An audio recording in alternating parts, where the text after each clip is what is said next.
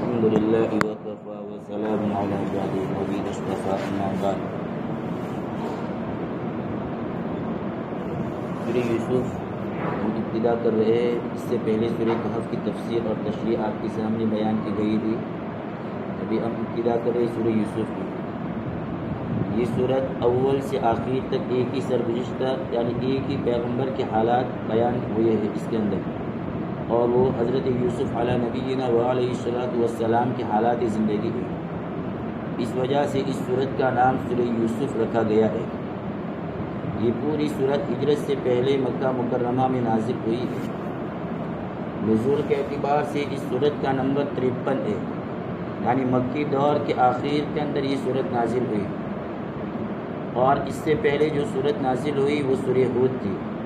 52 number کی. جس وقت یہ صورت نازل ہوئی یعنی سورہ یوسف، یہ وقت خود نبی پاک صلی اللہ علیہ وسلم کے لیے اور مسلمانوں کے لیے بڑا نازک تھا. مکہ والے مکاری پر اترنا چاہ رہے تھے اور وہ اس مسئلے پر غور کر رہے تھے کہ یا تو نبی پاک صلی اللہ علیہ وسلم کو قتل کر دے یا جلا وطن کر دے یا قید کر دے. یعنی یوسف علیہ السلام کے ساتھ جو حالات تھے وہی حالات اللہ کے نبی کے ساتھ تھے. نبی پاک صلی اللہ علیہ وسلم کو تسلی دینے کے لیے اللہ تبارک تعالیٰ نے اس صورت کو نازل فرمایا. ایک وجہ یہ بھی ہے، مسلمان بڑی تعداد میں ہجرت کر کے حبشہ جا چکے تھے. اب جو باقی رہ گئے تھے وہ بالکل بے بس تھے، کمزور تھے اور مخالفت ضرور پر تھی. دین کی دعوت دینا جوخوں میں پڑنا تھا. اس وجہ سے اس نازک دور میں جو بھی صورتیں نازل ہوئی ان میں زیادہ تر ایسے مضامین تھے، ایسے عنوان تھے جن سے نبی پاک صلی اللہ علیہ وسلم کو اور مسلمانوں کو تقویت ملتی تھی اور ان کو تسلی ہوتی تھی. اس سے پہلے جو سورہ ہود نازل ہوئی اس کے اندر بھی یہی مضامین تھے. اسی مقصد کے لیے سورہ ہود کے اندر اللہ تبارک تعالیٰ نے 5 پیغمبروں کی زندگی کے حالات بیان فرمائے. پھر سورہ ہود کی ایک آخر کے اندر 120 آیت نمبر، اس کے اندر اللہ نے صاف صراحت فرما دی کہ ہم رسولوں کی اور پیغمبروں کے واقعات آپ کی اور امت کی تسلی کے لیے اور دل جمعی کے لیے، دل بستگی کے لیے بیان فرماتے ہیں. وَكُلًّا نَقُصُّ عَلَيْكَ مِنْ أَنْبَاءِ الرُّسُلِ مَا نُثَبِّتُ بِهِ فُؤَادَكَ، کہ اس کے ذریعے آپ کے دل کو تقویت ملے. سورہ ہود کے فوراً بعد یہ صورت نازل ہوئی سورہ یوسف. اس میں حضرت یعقوب علیہ السلام اور حضرت یوسف علیہ السلام کا اسوہ اور نمونہ پیش کیا گیا ہے کہ حضرت یعقوب علیہ السلام صبر و یقین کی مضبوط چٹان تھے. درد و غم کے طوفان اٹھتے تھے مگر صبر و یقین کی چٹان سے ٹکرا کر رہ جاتے تھے، اس پر وہ غالب نہیں آ سکتے تھے. یہی صورتحال نبی پاک صلی اللہ علیہ وسلم کی سیرت مقدسہ کا اسوہ حسنہ ہے. اور آگے بڑھیے، حضرت یوسف علیہ السلام کا واقعہ اللہ کی قدرت کا عجیب و غریب نمونہ ہے کہ آپ کے بھائیوں نے کیا چاہا تھا اور اللہ کی قدرت نے کیا کیا. مشکلات راہ کتنی تھی مگر منزل کتنی سہانی تھی. قریش کے لیے پہلی بات میں یعنی کہ یوسف علیہ السلام کے بھائیوں نے حضرت یوسف کے لیے کیا چاہا تھا، تو قریش مکہ بھی نبی پاک صلی اللہ علیہ وسلم کے لیے کیا چاہ رہے تھے. اس کے اندر ان کے لیے نشانی تھی قریش مکہ کے لیے. اور جو دوسری بات تھی کہ اللہ تبارک تعالیٰ نے پھر کیا چاہا حضرت یوسف علیہ السلام کے لیے، اس کے اندر نبی پاک صلی اللہ علیہ وسلم کے لیے اور مسلمانوں کے لیے بڑی تسلی تھی. تو اس وجہ سے اللہ نے اس صورت کو نازل فرمایا. ایک وجہ یہ. دوسری وجہ یہ کہ ایک طرف تو یہ حالات جو ابھی آپ کے سامنے مذکور ہوئے جن میں یہ صورت نازل ہوئی، دوسری طرف اس صورت کے نازل ہونے کا ایک سبب یہ بھی بنا کہ یہودیوں نے کفار مکہ کو کہلا بھیجا. بعض روایات میں ہے کہ کفار مکہ خود یہودیوں کے پاس گئے، جیسا کہ سورہ کہف کے شان نزول کے اندر بھی آپ کے سامنے آیا تھا کہ انہوں نے علماء یہود سے سوال کیا تھا، پھر علماء یہود نے ان کو 3 سوالات بتائے تھے. تو اس موقع پر بھی کچھ دیر کے بعد یا اس سے پہلے ان کفار مکہ نے پھر یہودیوں سے سوال کیا ہوگا، تو پھر ان یہودیوں نے ان کو یہ سوال بتلایا کہ نبی پاک صلی اللہ علیہ وسلم عاد اور سمود کے حالات بیان کرتے ہیں. یہ بات تو ان کے لیے کچھ بھی مشکل نہیں، کیونکہ قوم عاد اور قوم سمود کے واقعات عرب کے مشہور واقعات میں ہے اور ان سے عربوں کا بچہ بچہ واقف ہے. کیونکہ قوم عاد اور قوم سمود کی بستیاں سب وہیں پہ ہے. مدائن صالح کے نام سے آج بھی وہ بستی موجود ہے، ان کے کھنڈرات بھی. اگر نبی پاک صلی اللہ علیہ وسلم انہیں بیان کرتے تو اس میں کیا معجزہ ہے، کیا تعجب کی بات ہے؟ آپ ان سے پوچھو کہ بنی اسرائیل کے مصر جانے کا سبب کیا ہوا، کہ بنی اسرائیل کا اصل وطن تو کنعان تھا، ملک شام تھا، پھر وہ مصر کیسے منتقل ہوئے؟ حضرت یوسف علیہ السلام اور ان کے بھائیوں میں کیا معاملہ پیش آیا تھا؟ یوسف علیہ السلام مصر کیسے پہنچے تھے؟ اب چونکہ عرب اس قصے سے بالکل ناواقف تھے اور عربوں کی روایات میں اس قصے کا کوئی نام و نشان تک نہ پایا جاتا تھا، اس وجہ سے یہودی سمجھتے تھے کہ نبی پاک صلی اللہ علیہ وسلم اس سوال کا مفصل جواب نہیں دے پائیں گے۔ چنانچہ مکہ والوں نے نبی پاک صلی اللہ علیہ وسلم سے امتحان کے لیے یہی سوال کیا، جس کے جواب میں یہ پوری صورت اللہ تبارک تعالیٰ نے نازل فرمائی اور اہل مکہ کو منہ کی کھانی پڑی۔ اور آیت کریمہ کے اندر، اسی صورت کے اندر، سورہ یوسف کی 7ویں آیت کے اندر اس شان نزول کی طرف اللہ نے اشارہ بھی کر دیا ہے۔ ایک بات۔ دوسری بات، ہمارے ذہن میں ایک سوال آئے گا کہ قرآن کریم تو نصیحت کی کتاب ہے، عبرت کے لیے کتاب ہے، یہ قصے کہانی کی تاریخ کی کتاب نہیں ہے، اور قرآن تاریخی انداز سے کوئی واقعہ بیان نہیں کرتا، بلکہ نصیحت کے لیے واقعے کا کوئی جز ہوتا ہے تو واقعے کے اس جز کو قرآن بیان کرتا ہے۔ اس لیے کبھی ایسا ہوتا ہے کہ واقعے کے آخری جز کو پہلے بیان کیا جاتا ہے اور واقعے کے پہلے جز کو آخر میں بیان کیا جاتا ہے، لیکن یہ ایک واقعہ ایسا ہے حضرت یوسف علیہ السلام کا کہ اللہ تبارک تعالیٰ نے اس واقعے کو بڑی حد تک تاریخی انداز پر بیان کیا ہے، کیونکہ یہ ایک امتحانی سوال تھا جو کفار مکہ نے کیا تھا نبی پاک صلی اللہ علیہ وسلم سے، تو اب اس کے لیے ضروری تھا کہ پورا واقعہ اچھے انداز میں ان کے سامنے بیان کیا جائے۔ اسی لیے اللہ تبارک تعالیٰ نے اس واقعے کو مکمل بیان فرمایا ہے، اور یہ ایک ہی جگہ پر پورا کا پورا اللہ نے بیان فرمایا ہے۔ قرآن کریم میں حضرت یوسف علیہ السلام کا نام 26 مقامات پر آیا ہے، 26 جگہ پہ، 24 جگہ پر تو خود سورہ یوسف کے اندر ہے، باقی ایک سورہ انعام میں ایک نام آیا ایک جگہ پہ، اور ایک 24 پارے میں سورہ غافر میں ایک جگہ پر آیا۔ اس طرح 26 جگہ پر اللہ نے حضرت یوسف علیہ السلام کا نام بیان فرمایا ہے۔ ایک بات۔ دوسری بات، حضرت یوسف علیہ السلام کے لیے یہی بھی فخر کی چیز ہے کہ جس طرح ان کے پردادا حضرت یوسف علیہ السلام کے والد کا نام حضرت یعقوب علیہ السلام، وہ بھی اللہ کے نبی، حضرت یعقوب علیہ السلام کے والد کا نام حضرت اسحاق، وہ بھی اللہ کے نبی، حضرت اسحاق کے والد کا نام حضرت ابراہیم علیہ السلام، یہ بھی اللہ کے نبی اور جلیل القدر نبی۔ کہ بعد میں جتنے بھی انبیاء علیہ السلام کا سلسلہ جو بنی اسرائیل میں رہا، وہ حضرت یعقوب علیہ السلام، حضرت ابراہیم علیہ السلام کے صاحبزادے حضرت اسحاق کی نسل سے تھے، تو حضرت ابراہیم علیہ السلام یوسف علیہ السلام کے پردادا ہوئے۔ تو جس طرح ابراہیم علیہ السلام کے لیے ابراہیم علیہ السلام کے نام پر قرآن کریم میں سورہ ابراہیم ہے، اسی طرح حضرت یوسف علیہ السلام کے لیے بھی یہ فخر کی چیز ہے کہ یوسف علیہ السلام کے نام پر پورے قرآن کریم کی ایک سورت بھی ہے، سورہ یوسف۔ اور اس سورت کی اہمیت کا اندازہ آپ اس سے بھی لگا سکتے ہیں کہ اللہ تبارک تعالیٰ نے خود اس سورت کے اندر اس واقعے کو، یعنی یوسف علیہ السلام کے واقعے کو احسن القصص کہا ہے، یعنی بہترین واقعہ۔ یہ بہترین واقعہ اس لیے کہ اس سورت کے اندر موعظت، نصیحت اور عبرتیں سب ایک ہی جگہ پہ اللہ نے بیان کر دی ہے، جو کبھی کبھار ایسے موقع پیش آتے ہیں، اور ہر واقعے کے اندر اللہ ساری چیزیں ایک ساتھ جمع نہیں کر دے، لیکن یوسف علیہ السلام کے اندر نصیحت، عبرت، موعظت یہ ساری ایک ہی جگہ پر جمع ہو گئی، اس وجہ سے اللہ تبارک تعالیٰ نے اس کو کہا احسن القصص۔ اور جس قصے کو اللہ احسن القصص بہترین واقعہ کہے تو وہ اگر وہ بہترین نہیں ہوگا تو پھر وہ کون سا واقعہ ہوگا؟ ایک بات۔ دوسری بات، حضرت یوسف علیہ السلام کے واقعے کو قرآن کریم میں یعنی سورہ یوسف میں 3 حصوں میں تقسیم کیا ہے۔ پہلا حصہ کہ حضرت یوسف علیہ السلام کے خواب دیکھنے سے لے کر عزیز مصر کے گھر میں فروکش ہونے تک، یہ آیت نمبر 4 سے لے کے آیت نمبر 21 تک اللہ نے اس کو بیان کیا ہے، ایک حصہ یہ واقعے کا۔ دوسرا واقعہ حضرت یوسف علیہ السلام کی جوانی سے لے کر سلطنت مصر پر تخت شاہی پر متمکن ہونے تک، یعنی جس وقت بادشاہ بنے مصر کے، یہ آیت نمبر 22 سے لے کے آیت نمبر 57 تک اللہ نے اس واقعے کے دوسرے حصے کو بیان کیا۔ اور واقعے کا تیسرا حصہ جو ہے بھائیوں کی حضرت یوسف علیہ السلام کے دربار میں حاضری، وہاں سے لے کر حضرت یعقوب علیہ السلام اور ان کے پورے خاندان کا مصر میں داخلہ، یہ اللہ تبارک تعالیٰ نے آیت نمبر 58 سے لے کر آیت نمبر 101 تک واقعے کے تیسرے حصے کو بیان فرمایا۔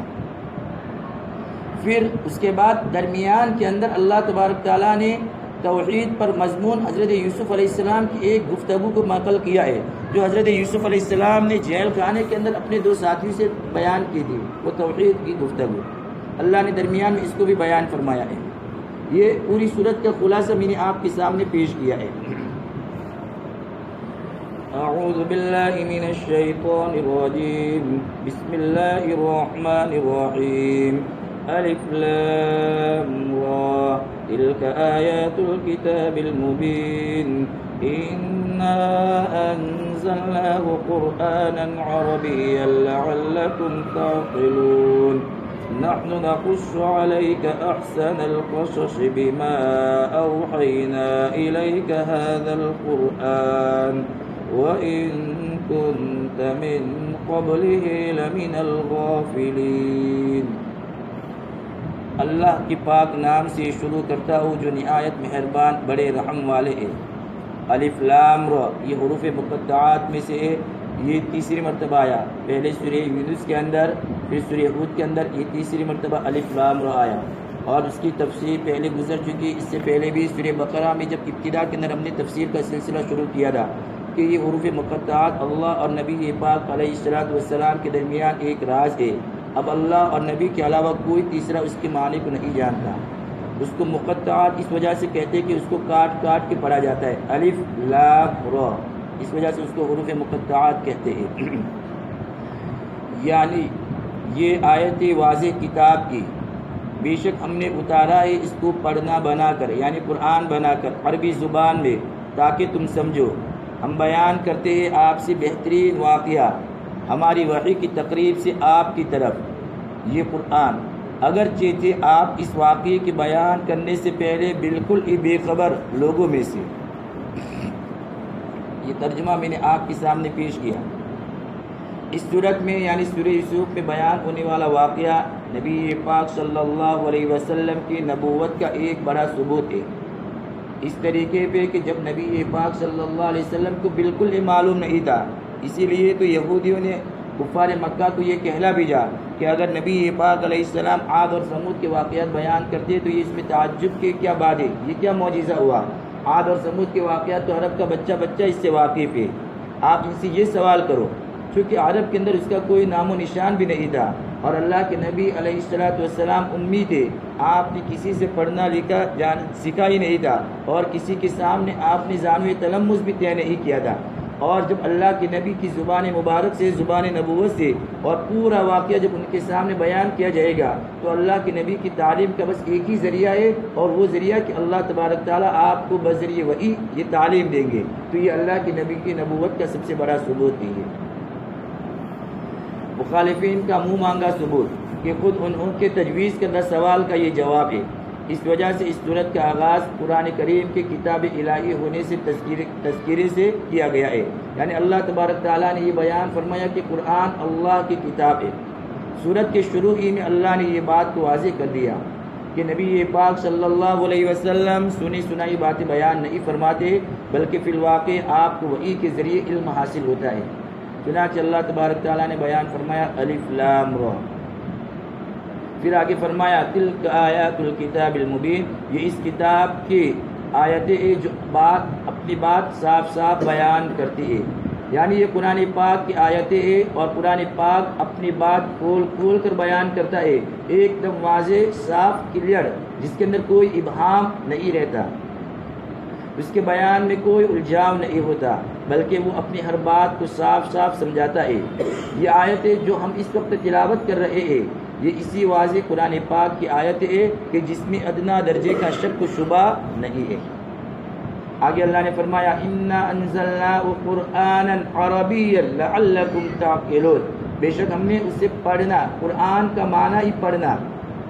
بنا کر عربی زبان میں اتارا ہے تاکہ تم سمجھو،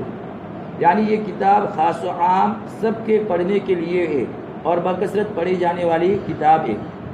اب درمیان میں رک کے قرآن کریم کی تلاوت کے تعلق سے یہ بھی سن لیجئے، قرآن پاک کا پڑھنا اللہ کو اتنا محبوب ہے کہ کم کوئی عمل اللہ پاک کے نزدیک اتنا پسندیدہ ہوگا جتنا قرآن کریم کی تلاوت۔ میں بارہا آپ کے سامنے اس کا تذکرہ کیا ہے کہ قرآن کریم کی تلاوت اللہ کو بے حد پسند ہے۔ خود اللہ تبارک تعالیٰ نے قرآن میں اس کتاب کی تلاوت کا حکم دیا ہے، اتل ما اوحی الیک من الکتاب، آپ تلاوت کیجئے اس کی جو آپ پر نازل کی گئی وحی کے ذریعے۔ تقریباً بہت سے مقامات پر اللہ نے تلاوت کا حکم دیا، اور خود حدیث پاک میں نبی پاک صلی اللہ علیہ وسلم نے بھی تلاوت کا حکم دیا۔ حدیث کا خلاصہ الفاظ میرے ذہن میں اس وقت نہیں ہے۔ ایک صحابی نے اللہ کے نبی علیہ السلام سے سوال کہ اللہ کے نبی مجھے کچھ نصیحت کیجیے اور بہت ہی مختصر نصیحت کیجیے، وہ اوجز مختصر۔ تو اللہ کے نبی علیہ السلام نے ارشاد فرمایا علیک بتلاوت القرآن، آپ تلاوت قرآن کا اہتمام کیجیے، اس کو لازم پکڑیے۔ پھر آگے اللہ کے نبی نے اسی حدیث کے اندر فرمایا کہ قرآن کی تلاوت کرنا آپ کے لیے زمین میں ذخیرہ ہوگا اور آسمان میں آپ کے لیے نور ہوگا۔ تو اللہ کے نبی نے بھی حدیث پاک میں تلاوت کا حکم دیا ہے۔ اب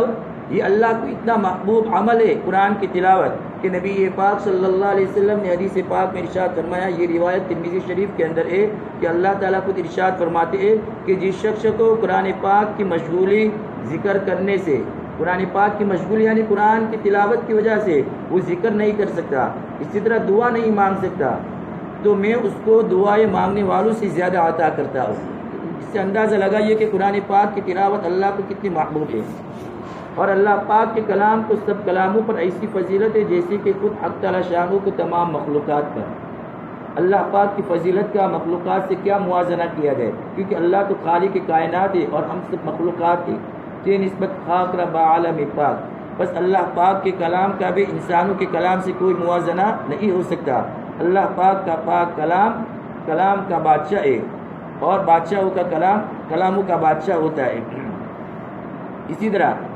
نبی پاک صلی اللہ علیہ وسلم نے ایک دوسری حدیث میں ارشاد فرمایا، یہ روایت بیہقی شریف کے اندر موجود ہے کہ قرآن والوں قرآن پاک کو تکیہ نہ بناؤ، شب و روز اس کی تلاوت ایسی کرو جیسا کہ اس کا حق ہے، قرآن پاک کی اشاعت کرو، اس کو اچھی آواز سے پڑھو، اس کے معانی میں تدبر اور غور و فکر کرو تاکہ تم کامیاب ہو جاؤ، اور اس کا بدلہ جلدی دنیا میں طلب نہ کرو کیونکہ اس کے لیے آخرت میں بہت بڑا اجر ہے۔ قرآن پاک کا پڑھنا، اشاعت کرنا، اس کے معنی میں غور و فکر کرنا، یہ بہت بڑی نیکی ہے، اور قرآن پاک کو تکیہ بنانا بڑی محرومی کی بات ہے۔ قیامت کے دن قرآن پاک کے اندر ہے کہ قیامت کے دن نبی پاک صلی اللہ علیہ وسلم اللہ کی بارگاہ میں اپنی امت کی صرف ایک شکایت فرمائیں گے، اور وہ قرآن پاک کے اندر 19 کے بارے میں اللہ نے شکایت کا تذکرہ کیا ہے۔ اللہ کے نبی امت کی یہ شکایت فرمائیں گے، وقال الرسول یا رب ان قوم اتخذوا هذا القرآن مهجورا، وہ شکایت یہ ہوگی کہ میرے پروردگار، میری قوم نے اس قرآن کو بالکل نظر انداز کر رکھا ہے، یعنی وہ دنیا بھر کی کتابیں تو پڑھتی تھی، اگر نہیں پڑھتی تھی تو بس اس قرآن کو نہیں پڑھتی تھی۔ اللہ پاک ہم کو وہ دین نہ دکھائے کہ نبی پاک صلی اللہ علیہ وسلم اللہ سے ہماری شکایت کرے، اس لیے قرآن کی تلاوت کا خوب اہتمام کرنا چاہیے۔ قرآن کریم کی اس آیت کے اندر اللہ نے فرمایا ہم نے اس کو عربی زبان بنا کر اتارا ہے، کیوں؟ اس لیے کہ قرآن پاک کے پہلے مخاطب اہل عرب ہے اور ان کی مادری زبان عربی ہے، تاکہ وہ اچھی طرح اس کو سمجھ لے، اس وجہ سے اللہ نے اس قرآن کو عربی زبان میں اتارا ہے۔ اب کوئی اس کا مطلب یہ نہ سمجھے کہ خالی قرآن کریم اہل عرب کے لیے ہے، باقی پوری دوسرے لوگوں کے لیے نہیں ہے، بلکہ قرآن کریم اہل عرب وہ اس کے اولین مخاطب ہے، اس وجہ سے اللہ تبارک تعالیٰ نے اس کو عربی زبان بنا کر اتارا ہے۔ بعض لوگ اس حقیقت کو سمجھے بغیر یہ اعتراض کرتے ہیں کہ قرآن کریم فقط اہل عرب ہی کے لیے ہے، اس لیے عربی زبان کے اندر ہے، بلکہ اصل اس کا مطلب یہ ہے کہ قرآن کے اولین مخاطب جو ہے اہل عرب ہے اور ان کی مادری زبان عربی ہے، اس وجہ سے اللہ نے عربی زبان کے اندر اس کو اتارا ہے۔ بلکہ اور آسان الفاظ کے اندر یہ سمجھے کہ سورہ جمعہ کے اندر اللہ تبارک تعالیٰ نے بیان فرمایا نبی پاک صلی اللہ علیہ وسلم کی بعثت دو طریقے پہ، کہ اللہ کے نبی کی ایک بعثت تو صحابہ کی طرف بلا واسطہ ہے اور وہ اس کے اولین مخاطب ہے،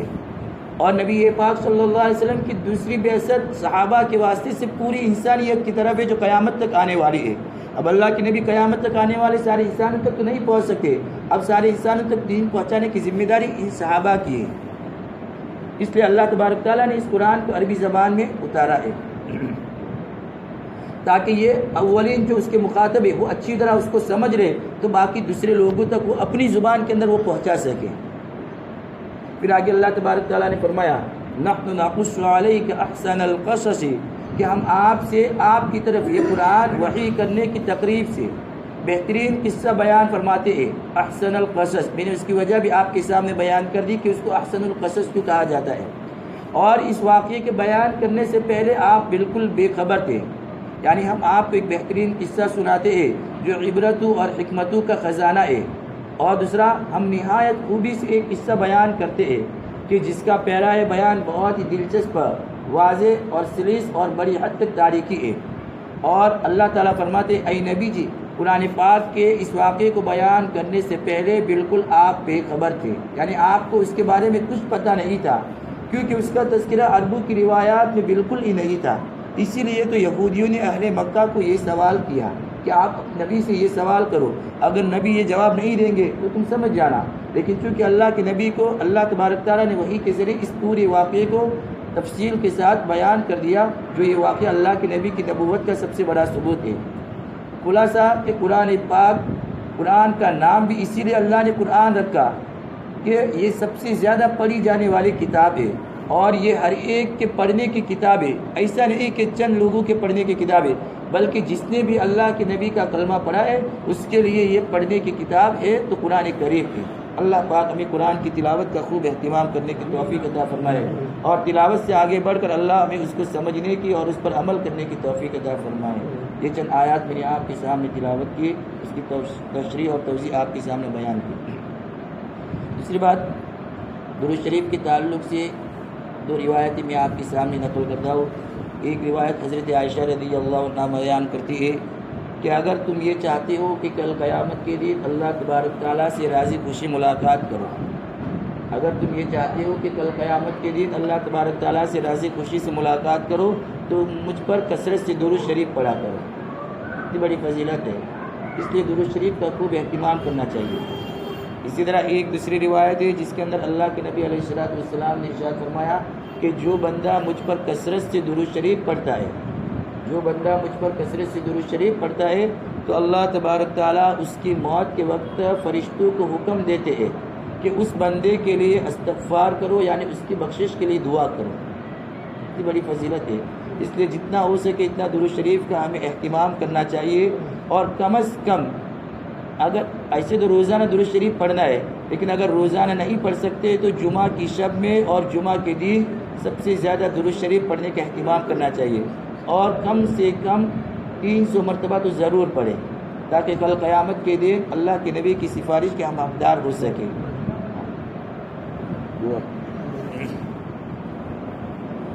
سبحانك اللهم وبحمدك وتبارك اسمك وتعالى جدك ولا إله غيرك، سبحان الله وبحمده عدد خلقه ورضا نفسه وزنة عرشه ومداد كلماته، اللهم لا أحصي ثناء عليك أنت كما أثنيت على نفسك، اللهم لك الحمد كما ينبغي لجلال وجهك وعظيم سلطانك، اللهم صل على سيدنا محمد وعلى آل سيدنا محمد وبارك وسلم، اللهم صل على سيدنا محمد كلما ذكره الذاكرون وكلما غفل عن ذكر الغافلون، اللهم صل على سيدنا محمد بعدد من صلى وصام وبعدد من قعد وقام، يا رب صل وسلم دائما أبدا على حبيبك خير الخلق كلهم، ربنا ظلمنا أنفسنا وإن لم تغفر لنا وترحمنا لنكونن من الخاسرين، ربنا فاغفر لنا ذنوبنا وكفر عنا سيئاتنا وتوفنا مع الأبرار، ربنا لا تزغ قلوبنا بعد إذ هديتنا وهب لنا من لدنك رحمة إنك أنت الوهاب، اللهم إنك عفو كريم تحب العفو فاعف عنا يا كريم، اللهم اهدنا واهد بنا واجعلنا سببا لمن اهتدى، اللهم ثبتنا على الإيمان وأمتنا على الإيمان واحشرنا يوم القيامة مع أهل الإيمان، اللهم نور قلوبنا بتلاوة القرآن وزين أخلاقنا بتلاوة القرآن ونجنا من النار بالقرآن وأدخلنا الجنة مع الأبرار بالقرآن، يا عزيز يا غفار يا حنان يا منان يا ذا الجلال والإكرام. اللهم اجعل القرآن ربيع قلوبنا ونور صدورنا وجلاء أحزاننا وذهاب همومنا. اللهم آت نفوسنا تقواها وزكها أنت خير من زكاها أنت وليها ومولاها أنت وليها ومولاها. اللهم أحسن عاقبتنا في الأمور كلها وأجرنا من خزي الدنيا وعذاب الآخرة. ربنا آتنا في الدنيا حسنة وفي الآخرة حسنة وقنا عذاب النار وقنا عذاب القبر وقنا عذاب الحشر وقنا عذاب الدين. اللهم إنا نعوذ بك من فتنة المحيا والممات ونعوذ بك من فتنة المسيح الدجال. اللهم إنا نعوذ بك من إبليس وجنوده. اللهم إنا نعوذ بك من البرص والجنون والجذام ومن سيء الأسقام. اللهم إنا نعوذ بك من الهم والحزن ونعوذ بك من العجز والكسل ونعوذ بك من الجبن والبخل ونعوذ بك من غلبة الدين وقهر الرجال. اللهم إنا نعوذ بك من المأسم والمغرم. اللهم إنا نسألك من خير ما سألك نبيك وحبيبك محمد صلى الله عليه وسلم ونعوذ بك من شر ما استعان نبيك وحبيبك محمد صلى الله عليه وسلم وأنت المستعان وعليك البلاغ. لا حول ولا قوة إلا بالله العلي العظيم. سبحان ربك رب العزة عما يصفون وسلام على المرسلين والحمد لله رب العالمين.